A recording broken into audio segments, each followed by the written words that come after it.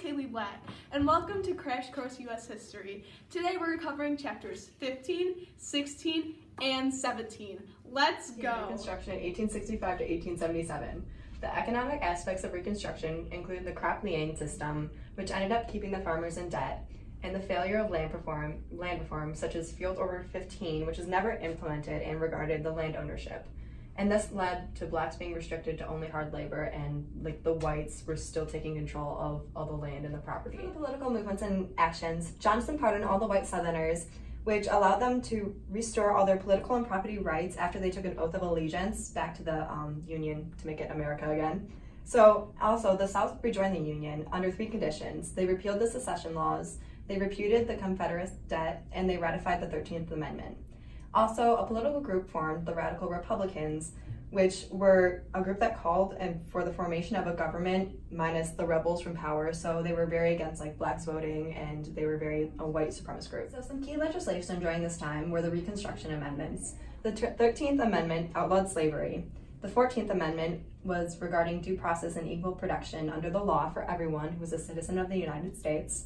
And the 15th Amendment gave the right to vote for black men. The Civil Rights Bill in 1866 defined all persons born in the United States as citizens and spelled out their rights as citizens.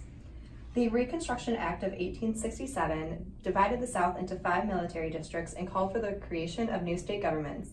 This allowed for black men to give the right to vote in these new governments, backing up to the 15th Amendment.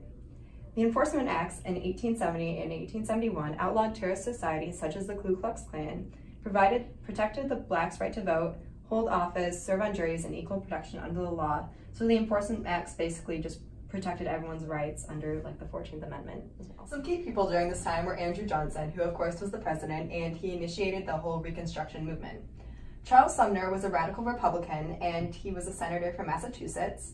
Susan B. Anthony was a women's rights activist and considered a feminist, and she was actually against the 15th Amendment because it nowhere said that women had the right to vote as well.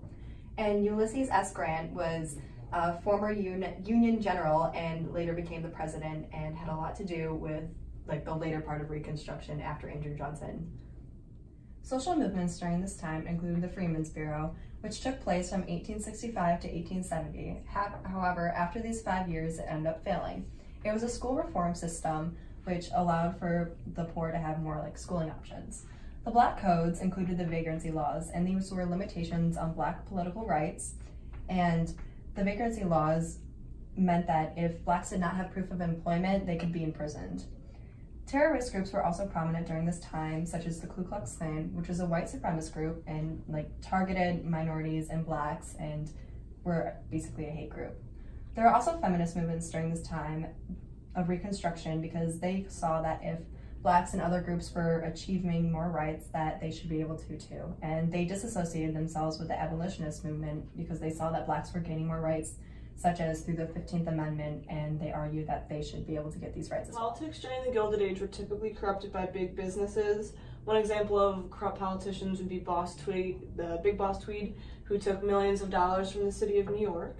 Some legislation did get passed though, including the Dawes Act, which broke up tribal land from Native American families, it made it individual families, and the remaining land from this was then sold to white settlers, which was basically a more discreet way of stealing Native American land. The Civil Service Act of 1883 was a merit system for federal employees. The Interstate Commerce Commission Act ensured that railroad rates were reasonable for travelers.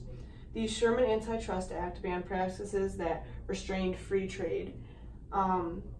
And typically during this area, court decisions would rule in favor of big business, not in favor of labor unions, like Lochner versus New York, which was arguably, at the time, one of the most unpopular court decisions. It voided a state law which established a 10-hour workday for bakers. And just kind of on the same theme, there was a lot of labor unions and unrest with the workforce, like the Great Railroad Strike, which was workers protesting pay cuts, except they were railroad workers and their strike ended up slowing railway traffic, so they ended up forced to work again by militia units. The Knights of Labor was the first labor union to organize unskilled and skilled workers, men and women, African Americans and whites, except at the time they still excluded Asian immigrants. And then there was the Haymarket Fair. During a rally protest in the Haymarket Square in Chicago, someone threw a bomb into the crowd and killed multiple people. Key people at the time were the robber barons, which were pretty much big businessmen who had amassed millions of dollars. Two of these were Andrew Carnegie and John D. Rockefeller. Andrew Carnegie established Carnegie Steel and used vertical integration, which again is buying the processes of a business so that you have a monopoly. And John D. Rockefeller, he dominated the oil industry by using horizontal expansion, which was buying out your competitors in order to create a monopoly. And on the more social aspect, we have Chief Joseph, who was a Native American leader who campaigned to end the policy of putting Native Americans on reservations, and he campaigned for equal rights at the time. And we have the Gilded Age presidents. Many of them were one-term presidents who didn't pass any monumental legislation at the time. And so in order, we have Rutherford B. Hayes, James A. Garfield, Chester A. Arthur, and Grover Cleveland. They didn't really do anything significant like the later presidents post-Depression. And then we have Sitting Bull and Crazy Horse. These were Native American leaders who tried to defend their land at the Battle of Little Bighorn. They did not succeed because the U.S. eventually took the land, but they did try to make a stand against it.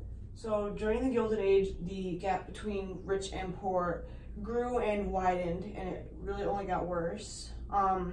You would see some families would move out west and they would settle in the plains area, and then you also get to see the emergence of bonanza farms, which are farms that covered thousands of acres and had thousands of employees working the farms. During this time period, Chinese immigration had started to begin in California, but this ended up leading to the Chinese Exclusion Act of 1882, which banned all Chinese immigration. And because families were moving west and we had bonanza farms, Plains Indians and most Native Americans were starting to get pushed off their lands. Native Americans were not considered citizens at this time, and kind of as a result of this, there was the Ghost Dance, which was an Indian religious revitalization. And at one of these meetings of the Ghost Dance, happened the Wounded Knee Massacre, where Native Americans had gathered for a religious event, and American soldiers opened fire on the gathering, killing many people. And a big idea at this time was social Darwinism, which was using Darwin's theory of evolution in a social capitalist way, which was saying that those who were successful, those who were wealthy, they were more adapted and they deserved it, while the poor were not as well adapted and they basically deserved what they got. Many people also used social Darwinism as an excuse to say that the government should not interfere with business or rich and poor, since it's evolution and the government shouldn't mess with that. And so a social and religious movement at this time was the Social Gospel, which was a Protestant reform effort. And they worked with the Knights of Labor, who again were the first labor union who was more inclusive. They still excluded Chinese immigrants though. And they just basically established a bunch of relief programs to help the poor and labor unions and stuff. Well, hello there. We are quite a bit into our video, and it's your host, Kaylee Black, back here again, just saying hey, saying hi. What's up? How you doing? Still awake there? I sure hope so. Anyways, you may notice something rather unusual about the next section of our presentation, and that would be that it is written on a whiteboard in very bright pink marker that looks like it's meant to match my walls, but it really wasn't meant that way, instead of the chalkboard like the other two. And I'm here to tell you why. Before you go around saying, what kind of host lets that happen? How inconsiderate, how inconsistent. I'm here to tell you that it's actually a metaphor, okay? Listen up. Passing that AP exam is going to take some extra hard work, some extra effort, extra energy. It's going to force you to work overtime, just like we worked overtime to write it out on a whiteboard and show the information that way. No, we didn't stay in the library for that long. No, we went home to work overtime, or metaphorically overtime. So enjoy the next not so consistent, but on purpose not so consistent parts of the presentation. Next, we have Chapter 17, which covers the years 1890 to 1900. So for one, in terms of the economy, we had the Farmers' Revolt. which was the heavily increasing economic insecurity among, as you maybe could have guessed, farmers. In response to this, the Farmers' Alliance was put into place, which meant that farmers would work together in the hopes of improving their conditions instead of standing alone as individuals.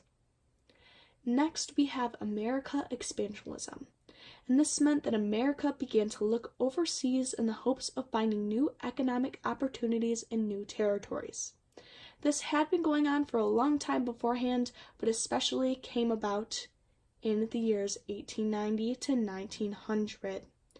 Next, we have a depression that actually happened in 1893, which led to an increase in disagreements between capital and labor. For a long time, the U.S. government and the Supreme Court would most oftentimes back big businesses and capital instead of labor. Due to this and a labor strike in 1894 called the Pullman Strike, one of the leaders of the labor unions, Eugene Debs, was jailed. And then the American Federation of Labor, or the AFL, came about to work on obtaining specific goals for labor unions. Next, we have the political side of Chapter 17. So the People's Party, or the Populist Party, came about. This came about from the Farmers' Alliance, and its main goal was to support the producing class, which included farmers and workers.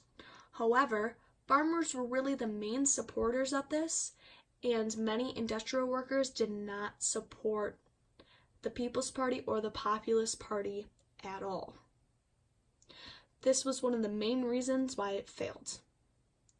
Next, we have the 1892 and 1896 elections. We will talk about these later again, but in 1892, James Weaver was the candidate for the Populist Party. He did not win overall, but won over 1 million votes, which was a huge step for the Populist Party. In 1896, the presidential candidate for both the Democrats and the Populists was William Jennings Bryan, who did not support the gold standard and instead wanted free silver. Also, in terms of politics, blacks were losing their stance in politics and were left out from most and all opportunities that came about. Also, laws were enacted, especially in the South, that restricted blacks from voting and put into place literacy tests and things of that nature. In terms of the social aspects, a group called the Redeemers sought to largely undo everything that was made possible through Reconstruction. This was very bad for public schools as they took a huge hit. Next, unions were put into place because many of the industrial workers did not support the Populist Party. Since they did not support the Populist Party, they had to seek other ways to get their ideas across, and they did this through labor unions. However, labor unions were still very, very discriminatory and largely excluded blacks. In terms of immigration increased heavily during this time. And the idea that these immigrants were inferior to those born in the United States came about once again, which was very toxic. Also at this time, the Chinese Exclusion Act of 1882 put a ban on Chinese immigrants coming to and from the United States. This was a little bit earlier, obviously, in 1882, but ties into immigration as a whole. Some key people during this time, as we talked about earlier, were James Weaver, who was the 1892 presidential candidate for the Populist Party, who amassed over 1 million votes. Next, we have Eugene Debs, which we also mentioned as well, who was one of the leaders of the labor unions, who was arrested and jailed at the Pullman Strike. We also have Booker T. Washington, who was one of the main black leaders who made economic self-help and individual advancement priorities. One of his main tactics was to keep the blacks away from violence, as he thought it would not help anything in the long run. We also have William Jennings Bryan, who was the 1896 presidential candidate for both the Democratic parties and the Populist Party. Finally, we have William McKinley, who was the 1896 presidential candidate for the Republican Party.